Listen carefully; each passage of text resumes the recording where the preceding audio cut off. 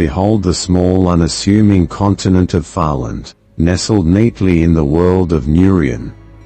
Home to many fae and mythical races, Farland was once a whimsical place full of joyful and proud peoples who cohabited the island continent in symbiotic harmony.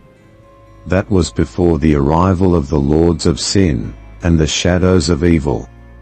The Lords of Sin brutally conquered and enslaved the free peoples of Farland and wrought mayhem upon its inhabitants for the glorification of their dark god Vornoth. The continent was split into 7 kingdoms, each ruled by an evil lord who personifies one of the 7 deadly sins.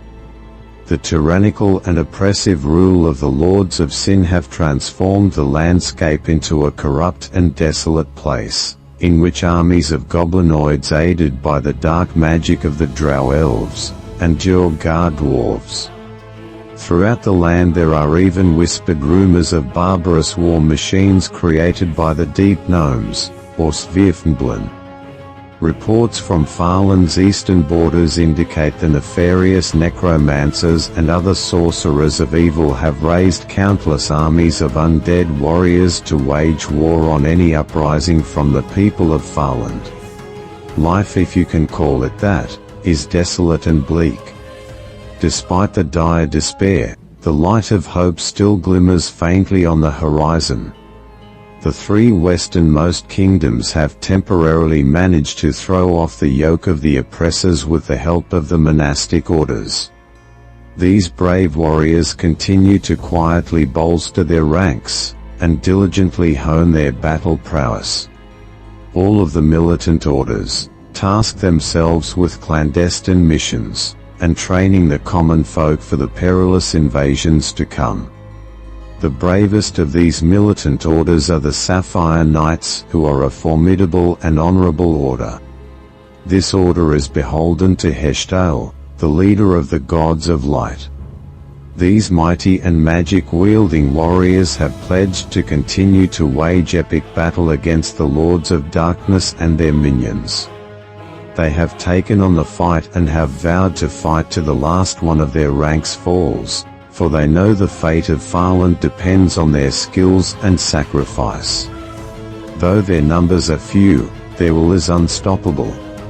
The Sapphire Knights meet their foes imbued with the powers of their deity, clad in plate mail that gleams even in total or unnatural darkness. Their opalescent blue cloaks billow behind them as the war horses charge, and are capable of casting rays of blinding light that pierce any devil unfortunate to be caught in their path. The legions following the Lords of Sin are also preparing for an invasion to stamp out the last remaining hope of the free people of Farland. The destiny of Farland falls to the brave warriors, fighting against overwhelming odds, and willing to give their life for freedom. Gather around the campfire, my friends. Let me tell you the adventure of the Sapphire Knights. The brave, yet untested knights, were assigned their first mission. They were ordered to aid a small camp at Lochbreck, deep within the occupied territory of Zealand. After scouting the enemy forces and teaching the villagers their unique style of guerrilla warfare, the heroes locate the local source of the undead that continuously terrorize the camp and deliver swift justice to the necromancer responsible.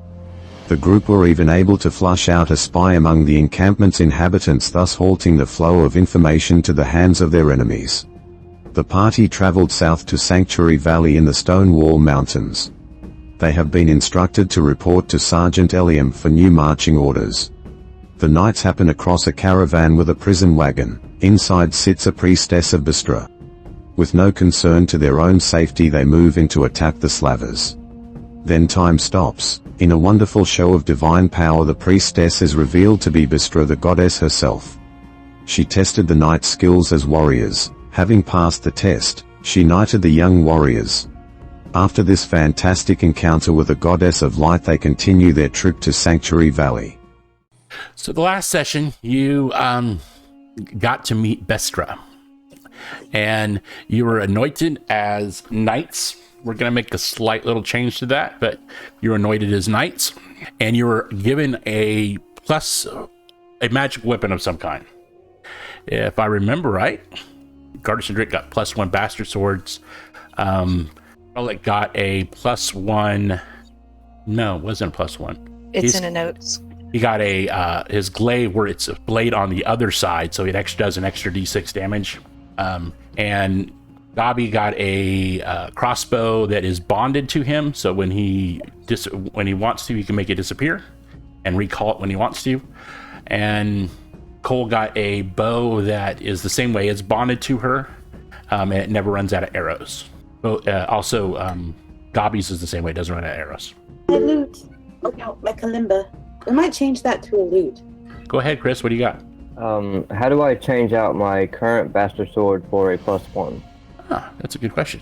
I just add a +1 to it. I thought I had done Thank that you. already. It doesn't look like it. And actions, bonus +1. Oh, okay. Okay, yeah, it's there. Thank you. It's in the settings. I thought it would actually say it on the item itself. No, you can do that though. You can do that. Everybody give yourself your inspiration point for the day, +1 extra, so you get 2 today. Yay! I got 6 now. But the maximum you can have is 3, so you might as well use them. You ran into Bestra here near the Maravara River.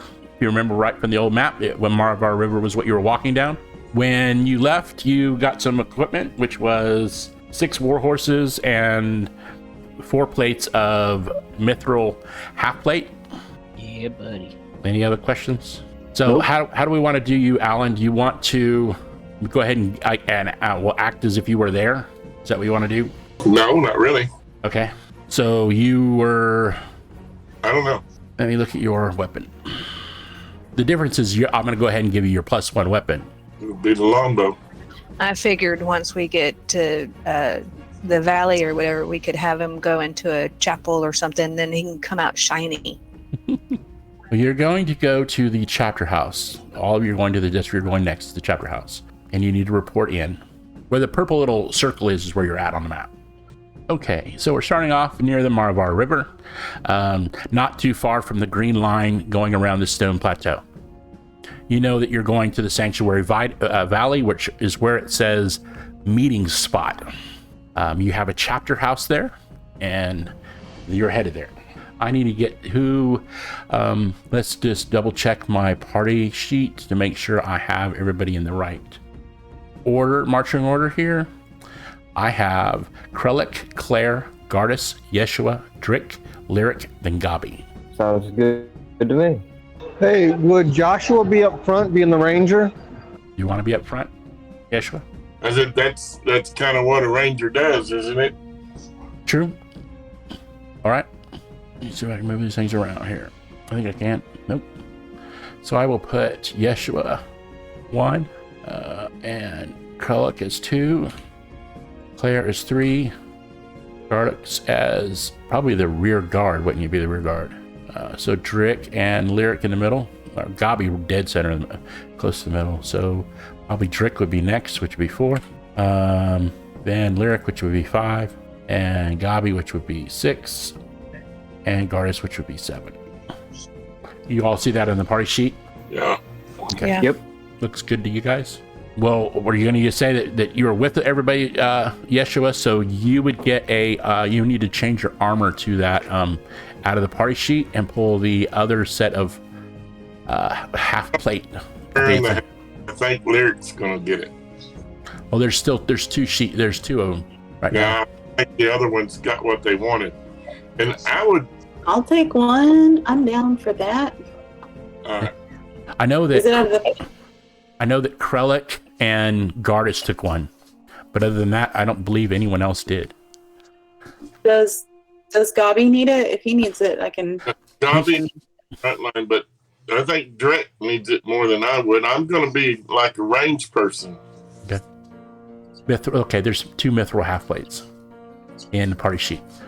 Go ahead and pull it off the party sheet into your inventory there. And Drick, you want to do the same?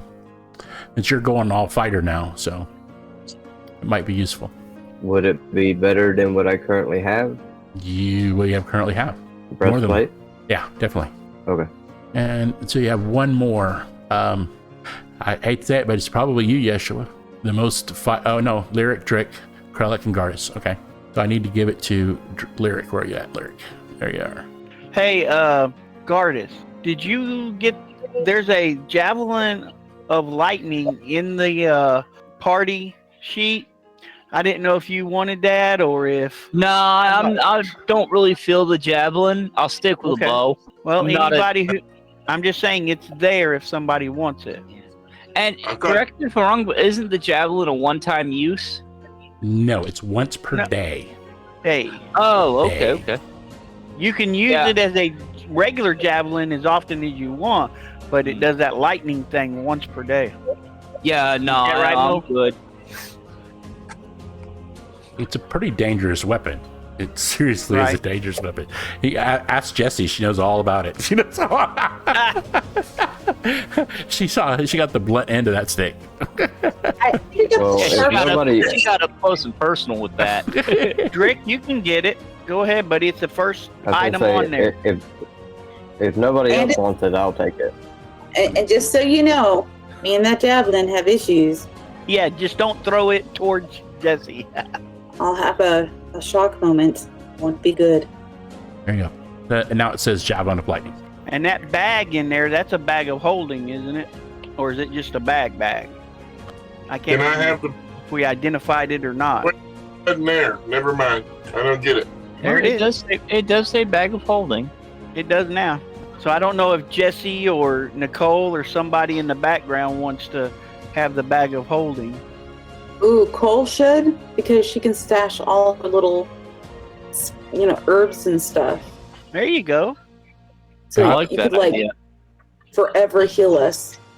That's true. Gabi probably We'll leave does. it. Gabi would probably be the best to have the bag of holding because he's probably got that he's the one that's going to be picking things up anyway. Whenever you That's do the better. party parcel, I assume that random stuff gets picked up by Gabi. If none of us have claimed it, I assume Gabi has it. So bag of holding for him would be fine. So what about that embroidered silk handkerchief? Anything special to it? It has Vestra's seal on it, but that's about it. Okay. Can I have it? Sure, it's I'm not gonna wear cheap. it. So Just reach and get it. You got it. It's mine now. There you go. okay. So you All guys head to the. I need the person that's in the front of the party, which is going to be Yeshua and Krellick, to make a survival check. Okay. Both of us or just one? How did I get there? How did you get here? We're gonna play like you were here, like you were through the whole thing. When we get to the monastery, we'll take care of the other parts. Oh, okay. Ah! What are you needing? Survival. Survival? He's got a +3. What's the survival? Yeah. You're trying to get to stay on course to the green line there. Yeah, you said both of us roll, right? Yep. Okay. That's a little better. That's a lot better. Inspiration. Yes, I will use my first inspiration point. Okay. Or do we need to? No, that it depends on whether or not you think you need to. I think he took care of it. Okay. If you think that, then you think that. Well, if we get lost, then we'll have fun. Nothing but an adventure, correct? Absolutely. Okay. Bound to be something we can fight. So we're starting, I think it's about, I'm going to go ahead and start this all clear here. So you're on your way from the Mavera River to the, pass through the Sanctuary Valley, going along Stone Plateau. You've checked survival and you've done really well. Krellick seems to keep, tripping over the wagon every once, or the horse seems to be tripping every once in a while. But Yeshua seems to keep you all on track. You get to the base of the trail, which starts at the top of the river there, near the Stone Plateau. And now you know for sure where you're at. You travel along this. See, I told you, Krellick. I got this. Shh. Not It's the to name strike. of my horse. And you start heading towards this chapter house, in the meeting spot, we call it on the map, in the Sanctuary Valley. The chapter house is a official place where the Sapphire Knights gather. Most of the time, they can be hidden, they can be in public, but they're always near a church of Heshtel. Sometimes they're inside the church of Heshtel. Sometimes they are in many different places, but within the larger cities, the chapter houses, there may be more than one of them, and usually there's a secret way to get from one to the other without being out on the streets. So when you get there, you figure out where you're going because you go to the only church in town. When you met here before, you swung by, but you didn't know the official way to get to the chapter house. So once you went to the church this time, one of the abbots shows you the direction through the back and to where the stables are, which is just around the corner. There's an old inn. The inn happens to be the chapter house. Just part of the inn is an inn and the other part is the chapter house. So there's stables and everything else. But you have your own, in this location you are safe. Or at least there are a lot of other people that will fight with you. Sergeant Eliam is there. With his big smiling face, he's such a pretty man. My hero. All right. So Sergeant Eliam calls you over to in front of him and he says, report. We got the Long Branch and started doing some tracking. They were having overrun of undead. We tracked them to 2 towers. I'm not exactly sure where that was. Northeast of the camp, we found 2 towers. Upon searching them, we discovered that there was a necromancer that was raising the dead of the dead that were buried in these towers. These were burial towers, and sending them to attack the unoccupied lands. As you say necromancer, he spits on the ground. Well, we managed to kill the necromancer and its minions. We cleared the tower of a hobgoblin by the name of, give him the name, I can't think of it right now. Drokag. And in the process, we found some script, some secret letters, and a cipher. We just discovered how to cipher the letters. We took them back, and we learned that the leader of the camp's daughter was, against her will, having to be a spy for the Dark One, the Black. And as you say that, he spits too on the ground. Right, and we removed the collar from her successfully, and we sent it via a dog back into the occupied lands. And in the process of doing all that, we discovered that O'Rourke's family is in need of service. We ran into... and I started to we ran into a goddess and got knighted. Out and walk away. Ran into a goddess and got knighted, so that was kind of cool. He steps back when you say knighted.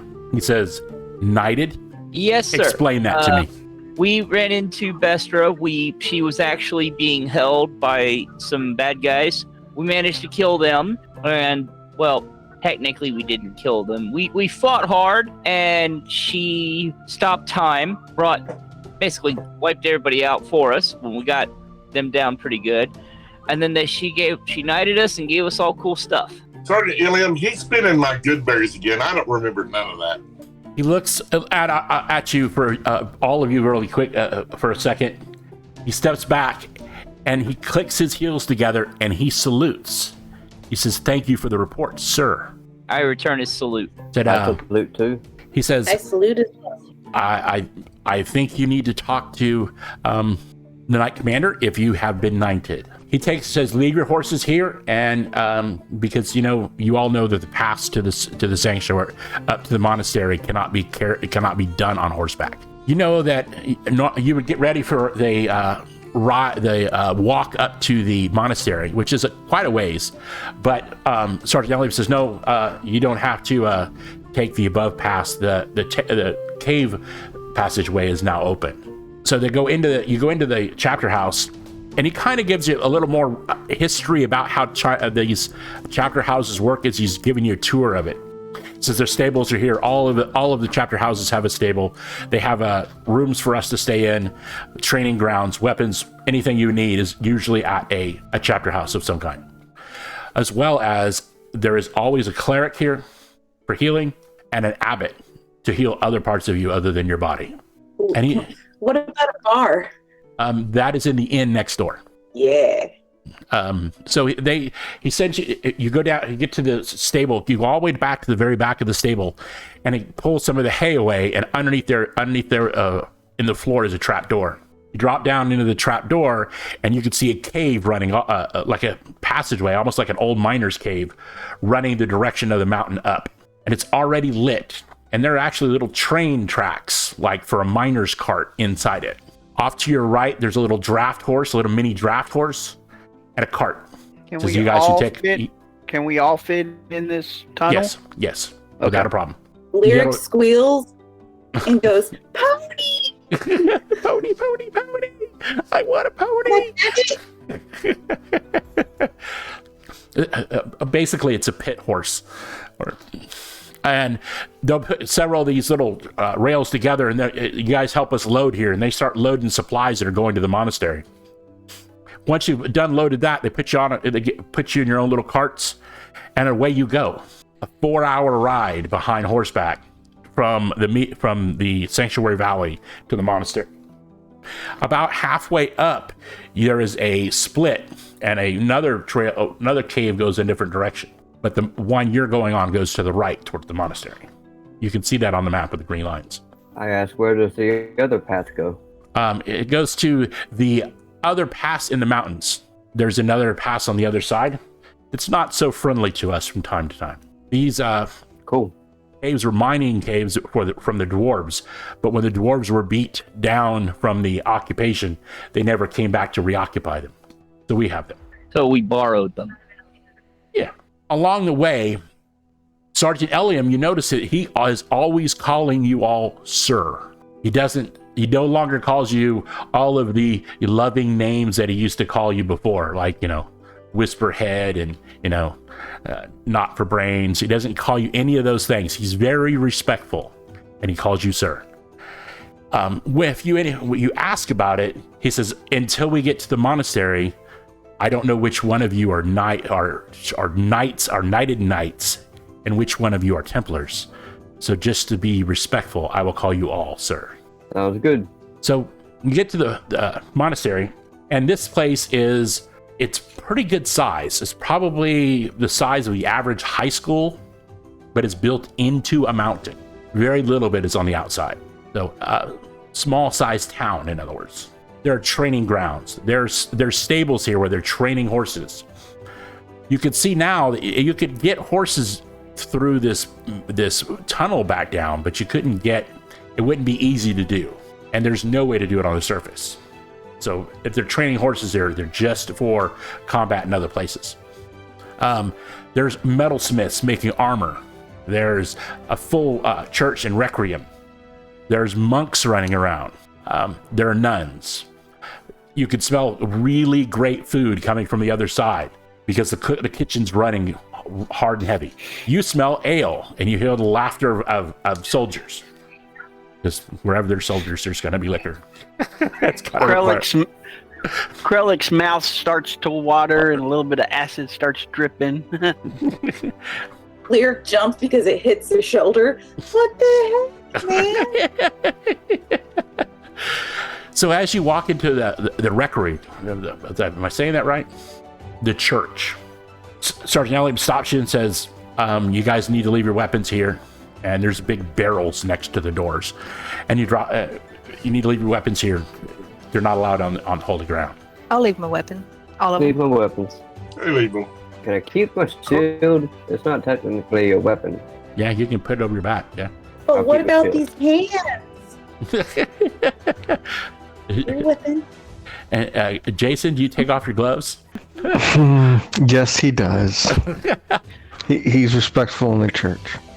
As you see Krellick start dropping his weapons, tears start to brim up around his eyes because he's letting go of his babies. But Gabi does just make his crossbow go invisible. Click, it's just gone. It's gone. You could leave it Wait. there and just summon it back to your hand at any time. So Oh, I left it there, but I left it there invisible. I respectfully place my blade to the side, and my longbow, and my quiver. So you get inside and you see Knight's Commander Devine, and Sergeant Elliams kind of walks ahead of you guys, and he whispers in his ear what happened, that you guys had seen Vestra, that you believe, that you say that you saw Vestra. He's probably not really believing it, but, you know, because in all of his time serving, he's never seen her, you know. So he says, come forward and let me have a look at you all. And you arrange yourselves out in front of him. And he walks down each one of you and he looks. And on his chest is a medallion. And it has the symbol of Heshtel on it. And as he gets close to you, he looks you down. But as he steps a little closer, that amulet pulls out. Like pulls away from his chest. Acting like a dowsing rod, but it's an amulet on a chain. And so when he walks by every one of you, when he gets to Claire, it sticks straight out. It's humming. It's sticking out. He has to back up a minute. Beep. He says, yes. He looks at everybody. He says, he gets to, we're saying you saw Vestra, but we'll redo that in the others. Okay. So when he gets to Yeshua, the same thing happens. It's easier to do if we do it this way. He said, but you all have been touched by the divine, but we need to see what your calling is. And I don't know what that is. He looks down at Claire. He says, I can guess what hers is. He pulls you a little further apart, and he has in his hand a sword. It's a dull ceremonial sword, but it's a sword. And on his other hand, he has a book. He has this amulet around his neck. He goes to Gardas, and when he gets close to Gardas, he has the sword and he has the book, and the book opens. He steps back and the book closes. He says, repeat after me. You don't have to repeat after me. I'm just going to drop it in chat and then I'll read it. When he says this, you repeat it, but you don't have to do that. I'm a Sapphire Knight today, and I vow to Heshtel, to serve Heshtel and bring glory to his name and his cause, to always fight evil in all its forms, to protect the weak and the defenseless, to live modestly and to practice charity, to live by honor and glory, to serve Heshtel and the orders of my commanders, to speak the truth, to guard the honor of the order and my fellow knights, and never refuse a challenge from an equal. He takes the sword and he touches you on the left and on the right and the top. He says, you are a knight of Heshtel, our paladin. And then he explains what it means to be a knight of Heshtel. Because there are 3 different branches inside the Sapphire Knights, and a knight is one of them. A knight's vow is made to the god and may never be broken. It is absolute. A knight must follow their vows without hesitations or regards to the consequences. To break the vows will call Heshtel to forsake the powers he has granted you as a knight. You must listen and heed the guidance of the Templar ranks, but always follow the will of Heshtel. There are certain things that a knight may never do. Templars do not have so many restrictions to their conduct. Example, a knight's vow is made to a god and is never broken and is absolute. So I'm a knight, not a Templar. Yes, you are a knight. So you have the title of Sir. I will wear it with distinction. Okay? He goes up to the next person in the line, goes to Krellick, and he does the same thing. He holds out the book, and he holds out the sword, and the book opens, and then the book closes. He says the exact same things to you, and you follow with the oath. I'm a Sapphire Knight. Today I vow to Heshtel. You grasp now that you're not putting your vow to the order. You're vowing to Heshtel himself. I serve Heshtel and bring glory to his name and his cause, etc., etc. And you understand that these are absolutes. They're not forgiving. He goes to Drick. Drick, he puts the sword and he puts the book and he stands in front of you. And the book opens and the book closes. He steps back He taps you on one shoulder, and he taps you on the other shoulder. He taps you on your head, and he gives you exactly the same vow. Today I'm a Sapphire Knight. Today I vow to Heshtel. You're given the title of Sir. So it is Sir Gardis, Sir Krellick, and Sir Drick. He walks to Claire, and he leans forward with Claire, and he has the book in one hand and the sword in the other. And this time his amulet jumps forward, and it just sticks straight out. And it's just hovering, and it's shaking like it's wanting to pull it off his neck. Steps back. We are taking a 1-minute intermission. Tabletop Gamer Online would like to thank you for all watching. We are very blessed and thankful you are here. Please take a moment to like and subscribe. This helps our channel rank higher on YouTube. We would like to thank farlandworld.com for the rich and wonderful world we are role-playing in. You can contact us via our social media accounts, Facebook groups, facebook.com/groups/tabletopgamergroup. Our website, tabletopgamer.online. Email, fortsmithtabletop@gmail.com. Twitter, @TGO_Mo, or #tabletopgameronline. And now back to our show. And he says these vows. I am a cleric of the gods of light, and a tool in the hand of Heshtel. Today my God has commanded me to serve God, the gods of light, and to bring glory to their cause. To always fight for the darkness from evil in all forms. To protect the weak, the defenseless, to heal the wounded, and to feed the hungry. I seek no honors and glory for myself. To be the light in the darkness, to bring divine retribution to evil in every form. To never refuse a challenge from an equal. To destroy by divine light any corruption I find within the order I serve. I like it. Okay. And then he explains a little bit more about why your vows are different. Because a cleric of life, you must fulfill the commandments of the gods of light. You heed the teachings and the will of Heshtel. You are a vessel for power of gods of light, and you have no tolerance for corruptions of life. And understand death is a part of this cycle, therefore you do not fear it. And you now have the title of, you are a battle cleric. That is your title, battle cleric. Most people will call you brother or sister in your case. So okay. Sister, and you sometimes they may use your surname if there's several of you, like Sister Claire. Not really your surname, but your name. But most of the time, people will just call you sister. Okay. Okay. The next one he walks over to is Yeshua.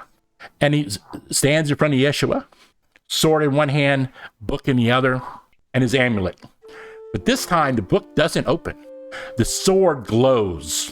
And it's like not a nice glow, like it's angry glow. Kind of like the book opened and then closed was an angry open and close. The sword is like it's choosing not to be you, not rather than the opposite. He says, we have Templars among us. Good. I was worried. And you can hear Sergeant Elliam just take a big sigh of relief going, oh God, I don't call him all sir, you know. And he says, you repeat after him as he speaks. He says the Templar's oath to serve the order and the techniques and the teachings of Heshtel. I will always fight against evil and injustice for goodness and light, to defend the weak, the defenseless from all. I live modestly and I practice charity. I bring honor and glory to my order. I serve Heshtel and my order in valor and faith. I guard the honor of the Sapphire Knights to fight injustice whenever I find it. And then he says, Templars are unique. Every group of Sapphire Knights is balanced.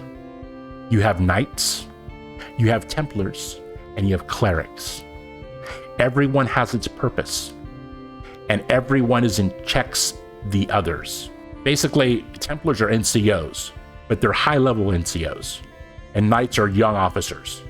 As a Templar, you must fulfill your oaths to the order in accordance with the teachings of Heshtel. If you feel Heshtel inside of you, you trust that these are just feelings, because the feelings have many different interpretations.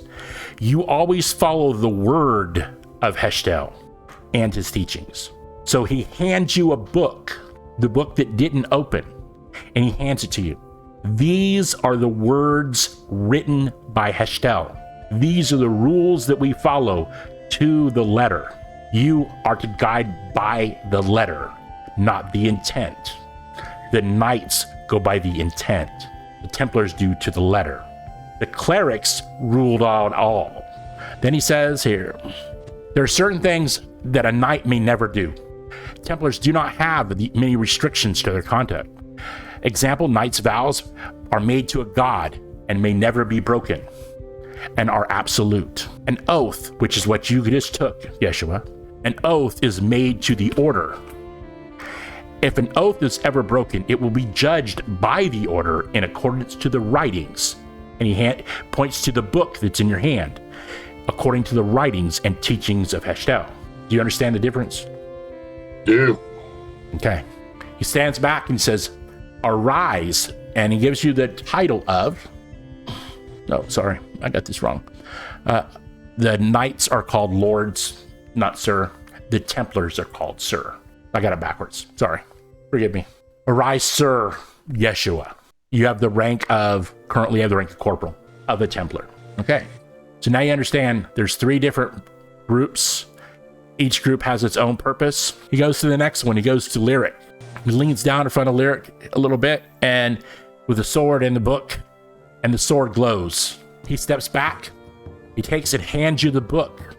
Takes a sword to one shoulder, to the other shoulder, to your head.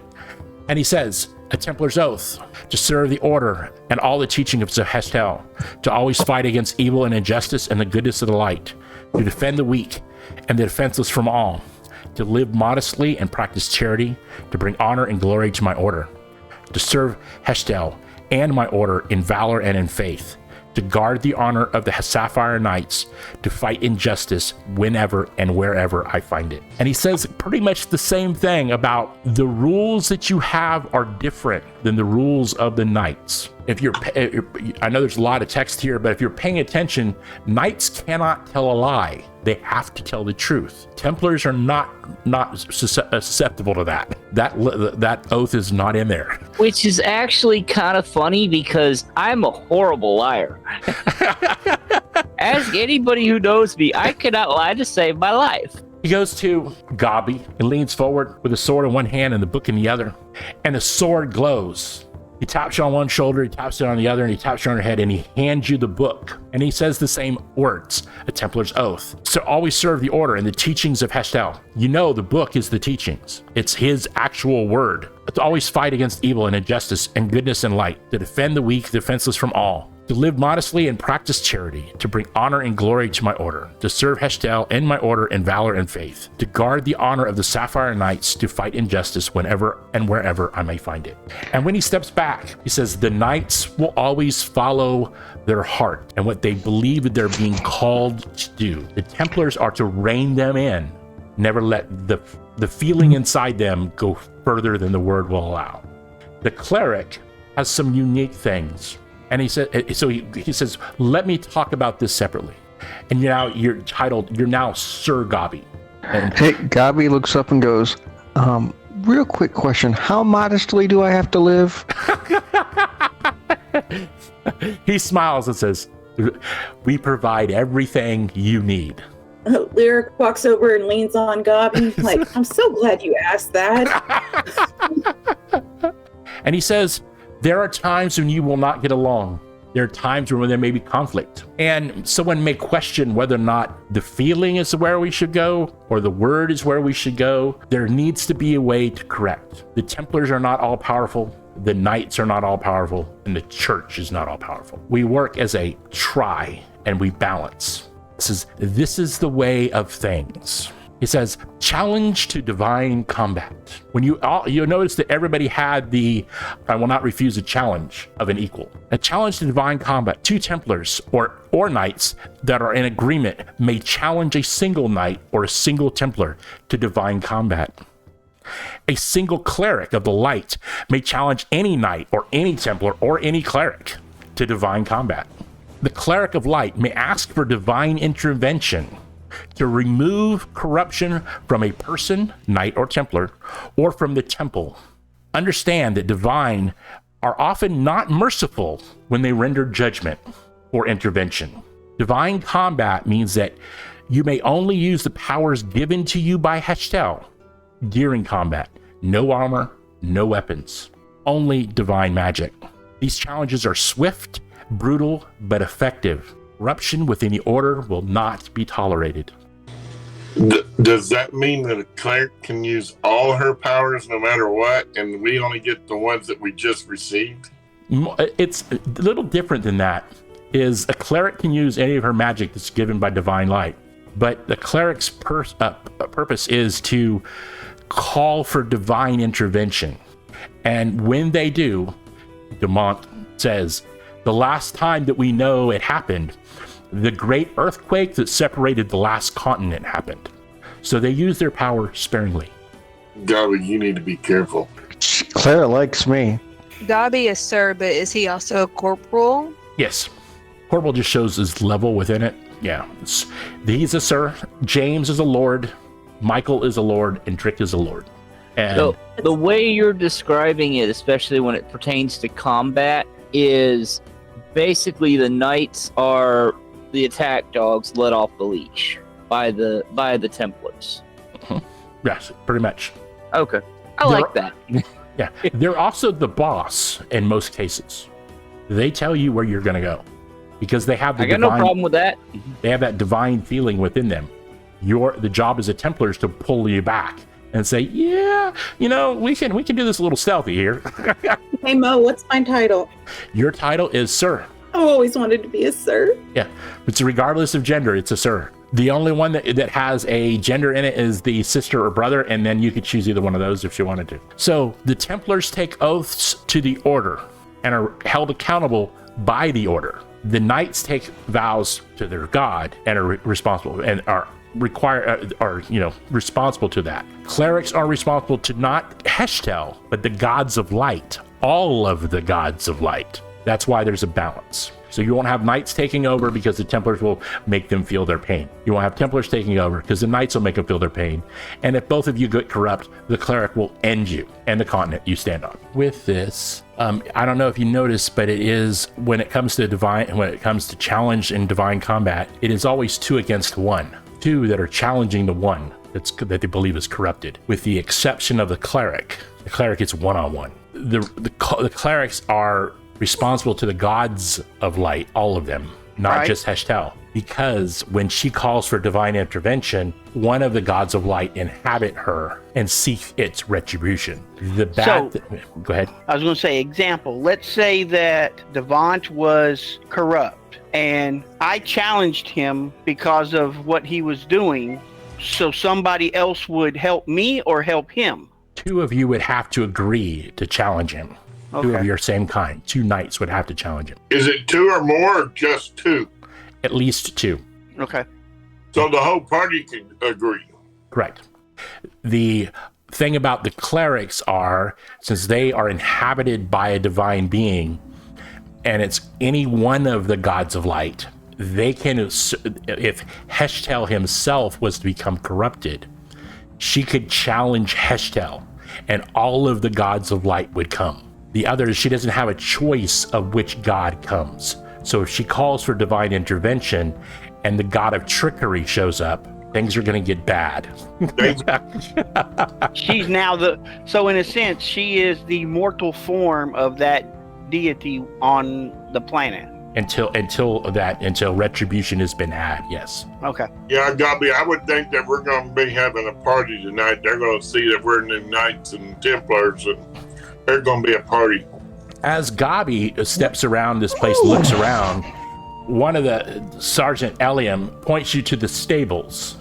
And he points you to the stables. You walk over there, and what you notice in the stables are dogs. These aren't wargs. They are white dire wolves that can be used as a mount. Nice. Hey, okay, just for general knowledge, we're Sapphire Knights. Are there any other Knight orders? Yes. And what are they? The Ruby Knights, Sapphire Knights, Emerald Knights. And what's the differences? What god they worship. Are they all in this house? No. This is only Sapphire. You don't trust the other orders any more than you try, not saying you don't trust them. They're like, the opposing football team. Yeah, you respect them as football players, but they're not your friends. What gods do they have? I'll have to get back to you on that. But Bestra and Heshtel are together. Bestra runs the healing. A lot of times Heshtel and Bestra will be seen together, and their churches are often shared, etc., because of their divine married. So you now have a white direwolf as a mount. I was thinking of a warg too. The only problem is wargs aren't a naturally evil creature. I wander over to the armory. Okay. Anything you want. Anything you want. I want a suit of plate mail. Okay. He says, but we don't have mithril plate. That's fine. I'm going to give you this mithril so that you can share it. You're not going to give us away the armor we just got for the group. You're going to get rid of your stealth? No. I was going to have him take this mithril and put it on the plate mail so that I get the same advantage.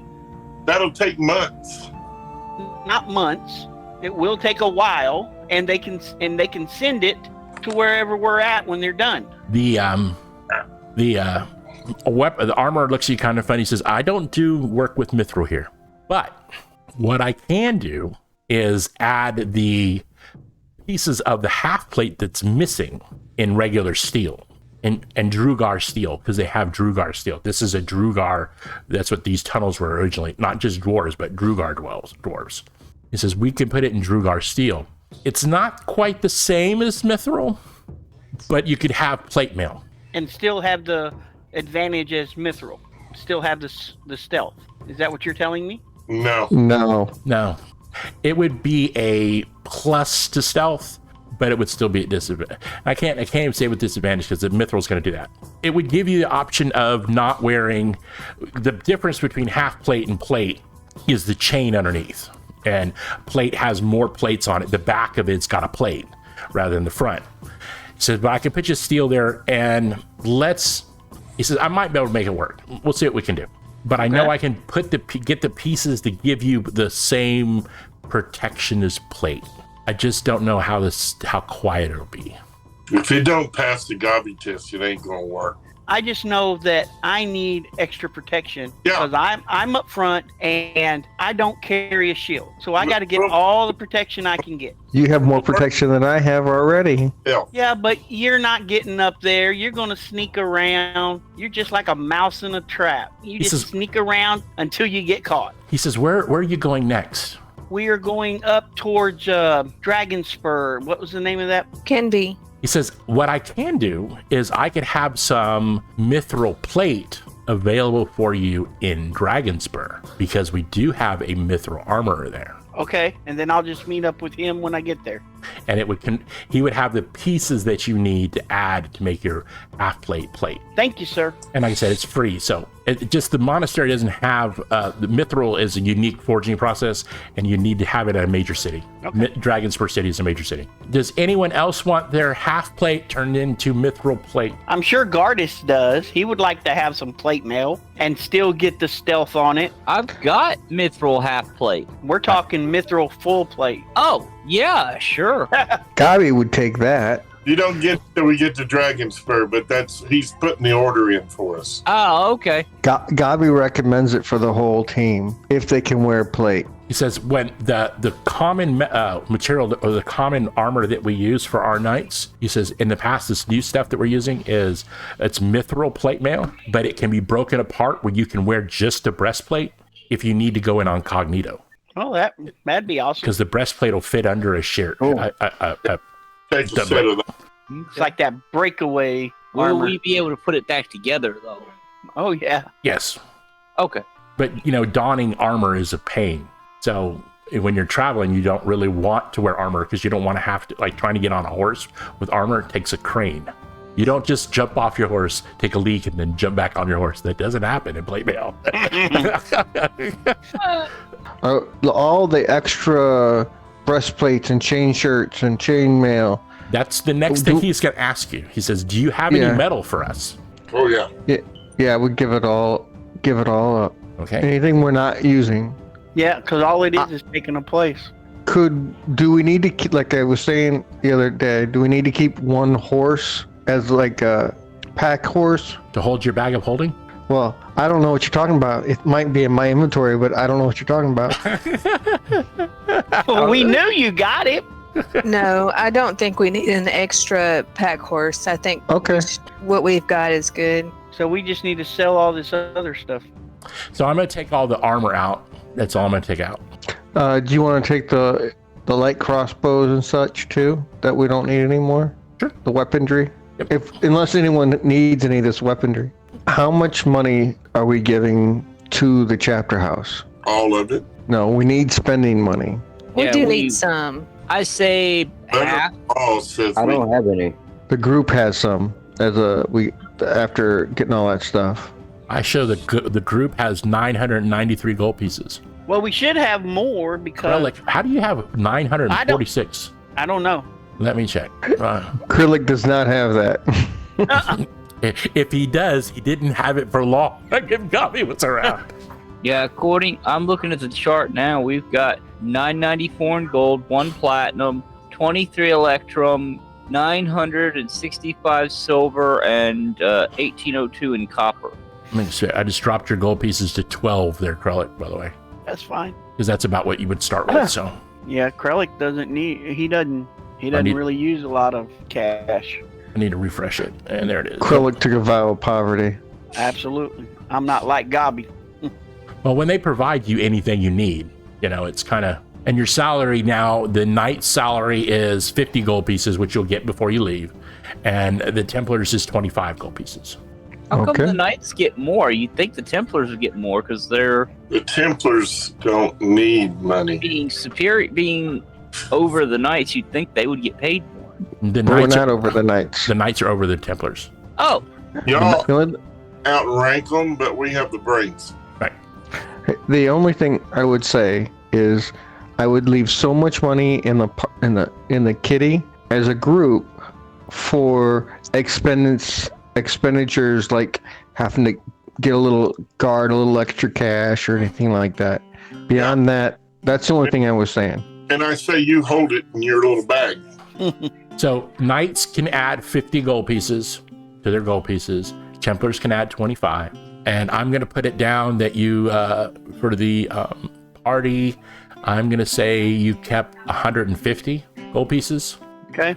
That sounds good. And I'm drop all the rest into 0.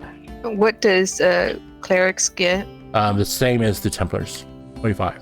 Actually, I'll take that back. I'll make the clerics 50 because more than likely you're going to give it away. all right. I'm sitting on 56 gold. Do the war horses have armor? They do not have barding, no. Does he have some in the armor? Yes, he has steel barding for war horses. Do they have anything for the dire? Yes, they will. It will be chain barding, not plate. Oh, I was just looking for leather. All right. So yes, you can get barding for your horse. I just need to put your dire in there too in your party tracker. Do we have like a separate sheet or something for a horse? You mean it as in a character sheet? Yeah. Nope. And how do you know their hit points and stuff? Because they use a standard stat block. War horse, the speed of 60. Armor class is normally 11. Hit points are 19. So when you add your chain to it, it's just like adding it to a person. You get the same amount. I need to make the stat block for your Jason, but in the meantime, you can use a Mastiff as your stat block. The only difference is that your dire will have more hit points, and it has the attacks that a dire wolf would have, which is pounce. They get pack tactics, and they have bite. So no, they don't have pounce. They're a little slower than the war horses, but they have, I believe, more hit points. They have quite a bit more hit points. They also get a +4 to stealth. Now, putting barding on your horse will make your stealth problems happen again. Oh, so I asked him about the mithril barding. That's beyond the budget of us. He does explain to you. He says it's normally barding is 4 times the cost of plate mail or of normal armor. So mithril plate is 1,500 gold or regular plate is 1,500 gold pieces. Add a 0 for mithril, and then times that times 4. Okay, we never actually got the mission to go to whatchamacallit. So Kimby? we still need to talk to Sergeant Elliam. And Sergeant Elliam comes over and he talks to you, but you definitely notice that he uses Lord when it comes to talking to Gardis and Krellick and Drick. And he does not say sir to Gabi, to Yeshua, and to Lyric, because you're the same. But he does say sister to Cole. So when you mention that you guys fought, you can hear the chuckle in him, like he's trying to hold back his laugh, because you can automatically assume that he knows how that turned out. Well, it wasn't so much that we fought as we got our asses handed to us. Put it this way, Sergeant Elliam, the drinking round was longer. Yes, it was. He kind of, he's joking around a little bit, and you haven't ever seen him joke before, so your placement within the ranks is it's changed. And he's joking around a little bit. He says, he's the one that teaches here at the monastery, or used to teach here in the monastery, hand-to-hand combat. And my first time in the ring with him, I remember stepping in. You remember going in, you don't remember going out. Gabi says, I took him. He shakes his head. No. It's a good thing, Gabi, that you're not sworn to tell the truth. Right. So when you tell him about his daughter, that O'Rourke's daughter godchild is missing in Kemby, he said, yes, I think we should send you to investigate. There is other issues in Kemby we need to be aware of, that you need to be aware of before going. We haven't had any communications from our church in Kemby. For some reason, we're not getting any information back that way, which is one of the more important ones for pulling information out of Dragonspur City and getting it here. Now, is Kemby in the occupied lands or the unoccupied lands? It's on the border. It's actually on the border road. I tell Sergeant Ilium, I said, now we also got reports that there's lots of goblins and hobgoblins coming in, and there's no work for people, but there's work for them. He shakes his head. Well, and he automatically does that, looking around because he's, is about to tell an off-color joke. But he looks at Gabi and says, well, goblins will work for almost nothing. So I can kind of understand that. So when he says there's a lot, that's one of the concerns we have in Dragonspur City, is we rely on Kemby's church to pass the information on the caravan coming up through Jacob's Rock. And we're not getting any news. The caravan's still coming the way it should, but we're not getting any information for some reason. So there's something wrong with the church in Kemby. So, I'm going to put this, I think you guys I have some people sharing it, some people not, so I'll pull it back up. And you guys Kemby is right here, near the Lake of the Moon. And like you said, normally the notes are coming out, the messages are coming out of Dragonspur City, and they head to Kemby, and then down that trail at Kemby to Jacob's Rock and on its way up to the monastery, so they can make plans. I take out the map we found with the ciphers and show it to Ilium and ask him if he knows anything about this and what it may be for. Good one. So he looks at the map, and then he's now in a hurry. He rushes back to Lord Demont, and shows him the map. And he looks over, he sees all of the lines coming in, the arrows coming in from the east, and he notices there's a big fork going towards Kemby. And even a lot more going around Dragonspur City, but not in Dragonspur City. There's only a little bit going into the city itself. It's all the surrounding areas. And he says, another piece of the puzzle. He says, well, let me explain what we're worried about.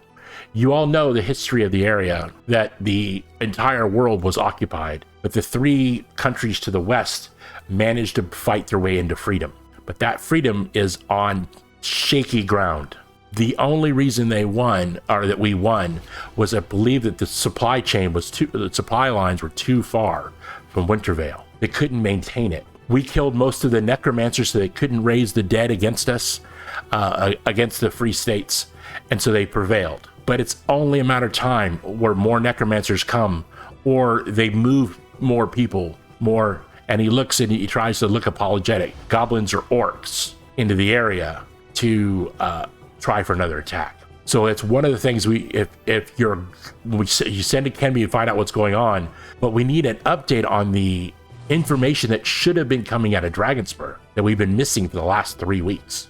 So the population of orcs and goblins has been increasing, so that sounds like imminent attack again. Could be, but we have to look at everybody has a right to live in this area. I mean, we don't turn away goblins and orcs just because they're goblins and orcs. He looks at both of you, so you understand. Yes. So we need to know, but we have people out there investigating and are gathering intelligence in Dragonspur City, and we're not getting that information here. And do we have contacts? At the chapter house in Dragonspur City, there are 3 chapter houses. No.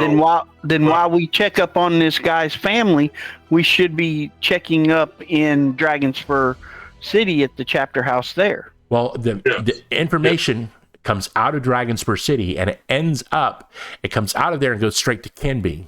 Kenby processes it all. So that's where we need to start at then. Right. Okay. So other than the chapter house, are there anybody that are possible undercover contacts? The chapter house will have a list of those. What's the priest name in Kenby that we should be talking to? So you think we ought to leave first thing in the morning, everybody?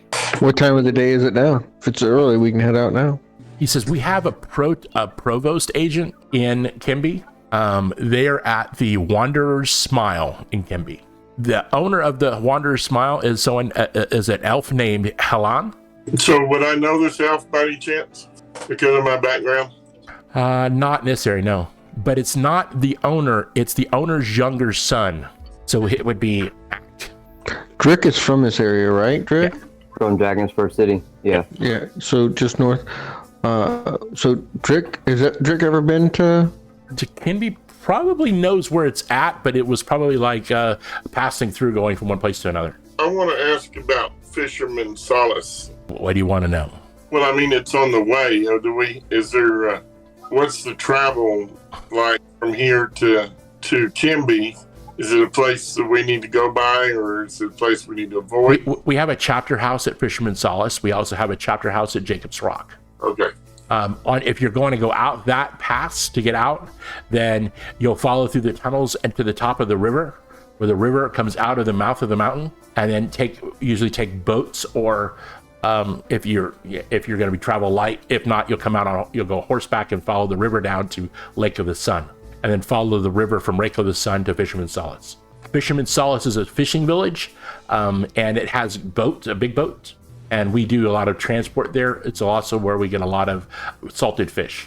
But when we need to do some moving of large items, Fisherman Solace is usually the way we take them, because we can put them on a boat.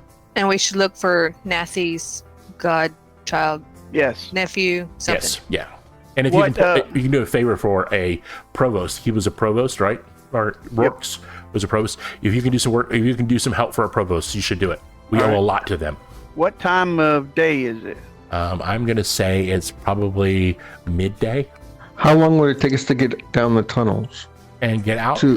Probably, if you're going out that way, it's probably going to take you 2.5 hours. Well, you got 3 hours from the monastery back to the meeting spot. And from the meeting spot, you're going to go through the tunnels going that direction. It'll probably be another 2 hours. So you're looking at 5 hours. So it'll be dark. And the tunnel ends at where the river comes out of the mountain. It's actually a mouth, like a cave. The river comes out through a cave.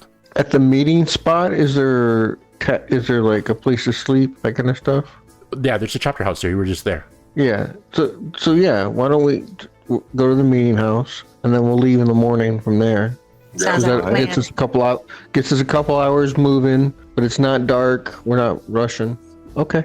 You guys, anything else you need here? Any equipment at all? We could use some more healing potions. Yeah, we need some of that black bane seed stuff from the lady, and healing potions and that stuff as well. Hey, I've got a feeling we're going to run across some of these necklaces again. He can give you. We have black bane seed. they can give you more of the Bestra's weed salve. They can probably give you another 4, but they don't give up much healing here. It's just the way it is. They'll heal you because they have clerics here. But what about do they have any items of protection like rings or amulets or anything like that? No magic items.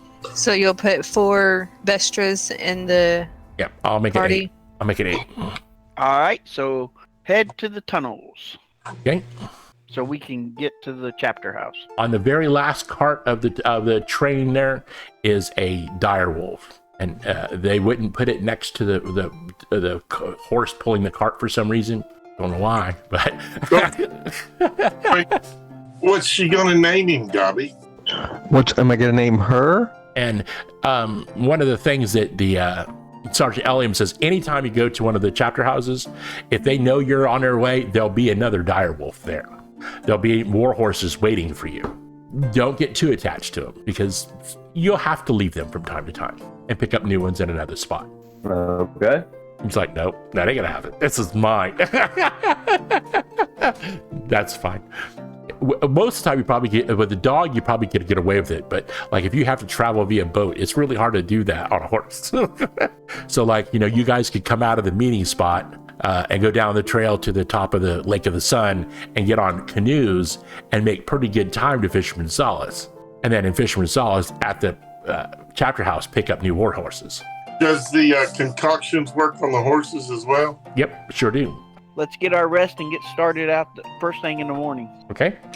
So you start and you get all the way down to the chapter house. And when you get down there, you'll find that there's mail for you if you had any mail that you were expecting, which you weren't. Guy, I ask you if he has any silk and rope. And at the chapter house, yeah, they would have it. Yeah. All right, I replaced my hemp rope with a silk rope. Okay. I suggest the rest of you do that. You lose a lot of weight. Okay, I'll do that. And as Gobby goes to buy the supply closet there, he notices a bag of cothropes, picks them up and stuffs them in his pocket. You have a good meal, you have a good drink. The Knights of the Order are pretty, they don't have a problem with drinking, except don't do it in the church. Or at least don't do it in the church while church is in session. You can do it in the church when church is not in session. So are we headed out yet, or what are we doing? So you get to moving, and you come out at the top of the river coming from the Lake of the Sun. When you get there, you have your horses with you. No, you don't have horses with you. You're on the train. So you are on foot, except for Gobby, or are you taking the canoes? There are boats there up underneath the cave. Whoa. Couldn't we have sent our horses up ahead of time? You took you want to go back up then. If you go from the meeting spot to the cave at the Lake of the Sun, it's on one of those little trains. It's in a tunnel. You can ride a horse between the meeting spot and the Lake of the Sun above ground. You want to do that instead? Do we want to go by horse or do we want to go by foot? Which would be shorter? Actually, probably the same, because when you get to the Lake of the Sun, you can go by boat. But once we get to the Lake of the Sun, we can only get to Fisherman's Solace. Right, but once you get to Fisherman's Solace, there's a chapter house. We can get horses and the dog there. Right. Yep. Right. Yep. Let's do that. Yeah, that works. Okay. So because it's faster to go by the little train than it is to go by land. That's still a pretty big mountain pass to go from the meeting spot over the top to the Lake of the Sun. You can there's also a tunnel there, which is not, it's just flat ground, and you can ride. So you got to the mouth of the cave of the Lake of the Sun. You got some of the canoes that are there. They're stashed up inside the cave, and you start canoeing and paddling up the Lake of the Sun. It's all downhill because the spring is inside the cave where you guys were at. Right. I need let's do survival. Let's do across the board. We'll do an average. 11. Survival rolls 4. from Drick at 4, Gobby is a 3, Lyric is a 10. 19 for me. 11 Relic. for me. Did I'd I like not to use roll? an inspiration to re-roll it. Yeah, Gobby's gonna use an inspiration too. Okay. There we go. I'm gonna use inspiration. Inspiration points be flying. That's better. Got a 19 that time. Much better. Okay, so you did good. You get to Lake of the Sun, and you're getting out on the other side of the river. But what you notice ahead of you on the river, it's like the straight part of the river, And what you notice ahead of you is one of the canoes like you're sitting in, the same identical kind that you're sitting in, is got arrows in it. And it's up on a bank and it's broke. You instantly start backpedaling, and because the river's not that fast, but you're backpedaling a little bit, and that backpedaling is allowing you to have a better look at this canoe. And you realize that canoe was ambushed and set with arrows, and it's ahead of you about a quarter of a mile. What side of the is it on? It's on the. We need to keep our eyes peeled. It's on the north side of the river. Are the arrows on both sides of it, or just one? The canoe is on one side of the river, and it's full of arrows. Oh, so are the arrows look like they're coming from just one side, or from both sides? From both sides. Okay. Gabi says, I believe we should check if there are any survivors from the canoe. Well, first, we got to make sure we get rid of the threat first. Yeah, we need to keep eyes peeled. I'll ready my bow and arrow. Aren't you guys stay in the boat? No. I point to the left bank, and I say we need to make our way over there. That's the same bank as the canoe that's shot up? No, correct? The canoe would be on the right. It'd be on the north side. Gabi's going to disagree and say, I want to go right to check for survivors. So we go to the right. I'm worried about taking out the threat before checking for survivors. I don't want to be a suspicion. Or not being caught in a trap. Yeah. Well, either one of those scenarios, we shouldn't be in the boat to do that. Exactly. So we move to the right side of the river, which I guess would be the north side. Yep, north side. Yeah, and find a bush or find some kind of cover, hopefully. Okay. And then send Gabi up ahead to scout it out. Okay, I'm going to hop on the wolf and kind of just see if he can smell anything, or if he's tense first, and then kind of stealth up if he feels like it's... If the wolf seems on edge, then that's what I'm going to do. Okay. I'm rolling stealth. The stealth would be the stealth would be for your dog because you're mounted. So it's actually just a +4 instead of a +8. So that would be a total of 8. Let's do that one more time. Okay. Okay. A modifier is -4. and I'll roll stealth that way. Let's see how that looks. And I will take that. Okay. Gabi's the only one on this map. As you go around, the Dyer's wolf's ears trip, and then you see him shake its head as if something's nasty up ahead. And for a wolf thinking something's nasty, it's nasty. What you notice is 4 gnolls. As soon as I notice what they are, I'm going to try to back away and let the other people know what's going on quietly. The party is back further about another 6 squares off the map on the river, just so you get a grip where you're at. You can back the boats are down from here, so south. I changed it around so it works better for the map. I'll turn the map on real quick so you guys can see it in full color. I'll turn it off and on, but that's about the area you're looking at. So I'm going to end this, and we will start this next game tomorrow, next Thursday, right at this encounter. Sweet. All right. Good game, everybody. Yeah. A lot of good role play. I like you guys. Did well. Tabletop Gamer Online would like to thank you for all watching. Please take a moment to like and subscribe. This helps our channel rank higher on YouTube. We would like to thank FarlandWorld.com for the rich and wonderful world we are role-playing in. You can contact us via our social media accounts, Facebook groups, facebook.com/groups/tabletopgamergroup. Our website, tabletopgamer.online. Email, fortsmithtabletop@gmail.com.